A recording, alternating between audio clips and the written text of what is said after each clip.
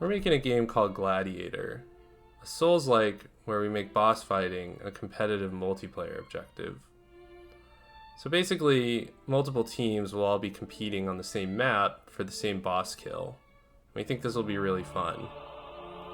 Today I'm going to share with you some of the progress we've made over the past few weeks towards developing the game. And because this is the first progress video, it'll be very basic. So first off here, we've got our player model. You can see he's kitted out in his heavy armor with our first weapon, the war scythe. Now the lighting in the scene isn't perfect, so unfortunately a lot of the detail in the armor is currently being washed out. But ultimately we think it'll look very good, and overall I think he looks pretty cool. Next up I'm going to show you a couple combos. So first up we have our first light combo. Here it is from another angle. We got our first heavy combo. Nice little spin move. We got our second light combo here. Stabby stabby, pokey pokey. And we got our second heavy combo. Very cool drag effect. You can see particle effects from hitting a different surface much more clearly. And the particles are looking sweet. So we're using a line trace system along the blade of the weapon to detect where hits are happening.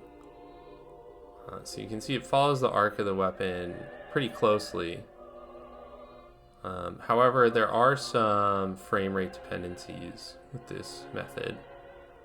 So more than likely, we'll probably need to refactor it a little bit to make it more optimal. What that will likely look like is pre-baking the locations for these traces so that it's consistent no matter what your frame rate is. So next thing I'm going to show you is the blending for some of the locomotion. I know, not too exciting, but it does look very good. We have custom walk, jog, and sprint cycles for this game, and I think they turned out really nice, so I'm excited to share them. Gotta go fast. And it really wouldn't be a Souls-like if we didn't have a dodge roll in it, right? Am I right? So we put one in. I think it looks great with this two-hander. We'll have a different animation for one-handers as well. We implemented an inverse kinematic system for the legs so that when you're standing on slopes or staircases, the legs adjust to the variable height. You're not just kind of floating there. Now, the system does still have some issues. For example, right here you can see the weapon coming off of the hand. So these are some kinks that need to be worked out. But we think ultimately for your screenshots and fashion posing and cool armor sets, this will make for a much better product. Did I mention that enemies also use the same line tracing system for hit detection for the most part? Now, not every attack will rely on this system for hit detection. For example, area of effect attacks will not. But for simple slashes, it's very effective for telling if you got hit. I'd also like to take this opportunity to show off our lock-on system. So we've got our lock-on icon there, and we orient the player controls towards the enemy. We don't have strafe animations in the game yet, but we plan on implementing them before the next devlog. And something that's unique to our system is that we have pitch control, which helps you deal with slopes and different levels of ground height in the game. So I've been talking about the enemy a little bit. You can see me swinging and missing here several times. You may be wondering how I'm so bad at the game I'm making, but the answer is we don't talk about that. Anyways, where are my manners? This is Skelly, our first enemy. They're not very dangerous. They kind of just walk slowly at you and then swing their sword from time to time. But I think they might make a decent trash mob, hopefully. They've been great for testing. You can see when Skelly hits me, spawns some nice blood particle effects. Thanks, Skelly. Always glad to have you around to make me bleed.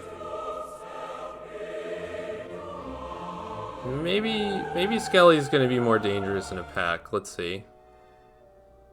No, still not that dangerous. Maybe if I stand in the middle of all of them. That seems to be working. Look, I'm gonna be honest with you guys. Skelly may not make it into the final game. I don't know if he's up to cuff. Oh, they killed me. All right. We put a little test boss in the game to basically make a boss health bar and see that that was working. Here we've got Carly, Queen of Slaps. And, oh, I missed again. What a surprise. They're certainly winning so far. But you can see damaging the boss causes the health bar to deplete. They have some animation canceling issues right now. But I'm just going to fight this boss. Swing and a miss, Carly. Swing and a miss. Ultimately, we want to make our AI a little smarter than just run at the player and attack. But for now, that's what we are dealing with. And you can see the armor on this map looks a little bit more detailed as intended. Oh, we beat our first boss. Hooray. Look at that. Won the boss fight. Speaking of bosses, as much as we love Carly, they're not final. So I'd like to share some of the progress with our warden concept. So originally they started off as kind of a deer centauri thing with a flower. We developed that into the concept here with the scorpion tails and the two claws in the front. Very ghoulish. And we evolved it further by adding some more cob elements, bones, spines, scythe tails. We added horse armor, some cuts. You can see a rough model of that as well here. We developed this even further, adding some flowers coming out of the flesh of the horse parts, changing up the bones at the bottom of the feet, refining the scythe blades at the ends of the tails, adding a hood, and developing a tragic backstory for this poor creature. We've got a rough model that we're working on rigging right now, and we'll be animating soon. We are also working on a more refined 3D model in the meantime.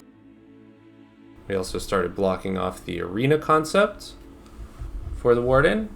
So every entrance, there are 3 entrances, and there's a small side arena at every entrance. Then we have these curved paths around the outside.